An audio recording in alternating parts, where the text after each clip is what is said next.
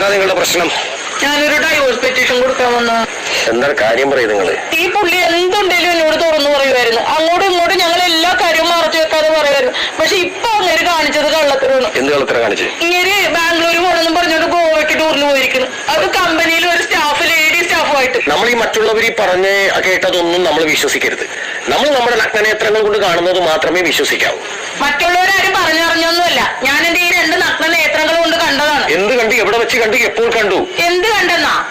ഇത് ഞാൻ ബാംഗ്ലൂർ പോകുകയല്ലേ 3 ദിവസം കഴിഞ്ഞല്ലേ വരുള്ളൂ എന്ന് വിചാരിച്ച്. അപ്പൊ ആ 3 ദിവസം എനിക്ക് ബോറടിക്കണ്ടല്ലോ എന്ന് വിചാരിച്ചിട്ട് ഞാൻ എന്റെ ബോയ് ഫ്രണ്ടുമായിട്ട് നേരെ ഗോവയ്ക്ക് പോയി. അവിടെ ബീച്ചിൽ ചെന്നപ്പോ അവനാണ് എന്നെ തോണ്ടി വിളിച്ച് കാണിച്ച്, ഇല്ല ആ ബർമുട ഇട്ടോണ്ട് നിൽക്കണത് നിന്റെ കെട്ടോരല്ലേ, ആ കൂടെ നിൽക്കണ ലേഡി സ്റ്റാഫ് അല്ലേന്ന്. അവന്റെ മുന്നിൽ തൊലി ഒഴിഞ്ഞു പോയി. വിശ്വാസവഞ്ചന. അത് ഞാൻ പൊറക്കൂല വക്കീലെ. എനിക്ക് ഡൈവോഴ്സ് വേണം. ശരിക്കും നിങ്ങളുടെ പ്രണയ വിവാഹമായിരുന്നു? ഒരുപാട് വർഷത്തെ പരിചയമുണ്ട് ഞാൻ സാബേട്ടനായിട്ട്. എന്റെ മോട്ടിവേഷൻ ക്ലാസ്സിലൊക്കെ വന്നിട്ടുണ്ട്. മനോഹരമായ ദിനങ്ങളായിരുന്നു അതൊക്കെ. പാട്ടൊക്കെ പാടും സാബേട്ടൻ, നൃത്തം ചെയ്യും സാബേട്ടൻ. ഇത്രയേ ഉള്ളൂ സാബേട്ടൻ.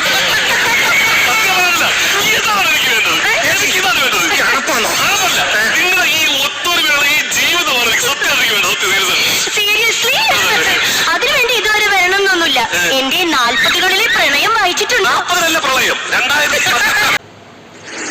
നിങ്ങൾ അറിഞ്ഞോ അപ്പുറത്തെ വീട്ടിലെ ശിവ മനുഷ്യയില്ലേ, സുല്ല് വേറെ കെട്ടാൻ പോവാന്ന്. നല്ല കാര്യമില്ല. പിള്ളേരെ ഞാൻ മരിച്ചാലും നിങ്ങൾ വേറെ കെട്ടണേ.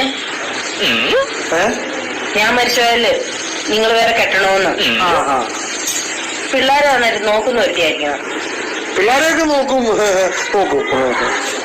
നല്ല സുന്ദരിയായിരിക്കണം. അതെല്ലാം സുന്ദരിയാ.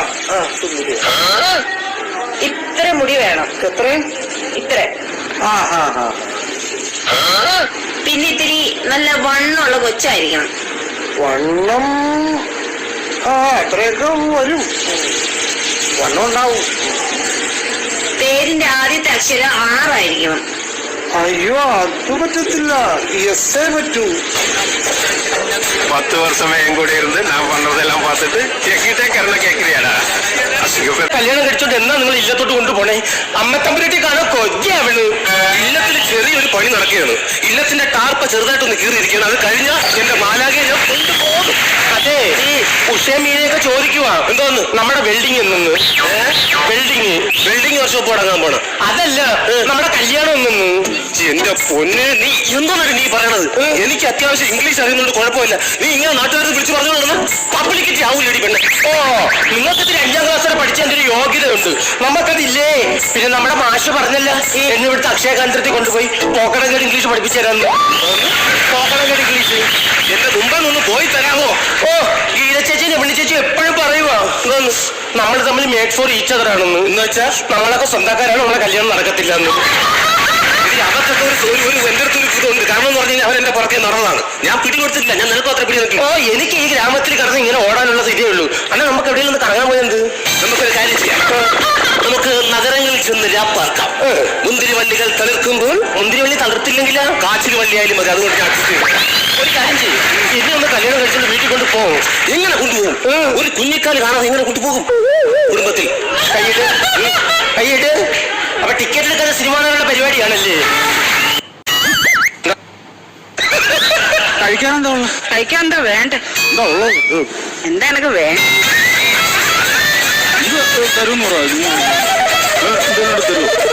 ചോദിച്ചാലും തരും. എന്ന് ചോദിക്ക്. പിന്നെ സതുദ്ദേശത്തോടെ ചോദിക്കുന്നെങ്കിൽ ഞാനങ്ങ് തരും.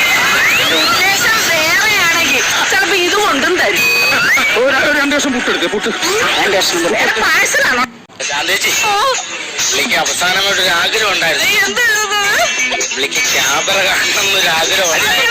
അയ്യോ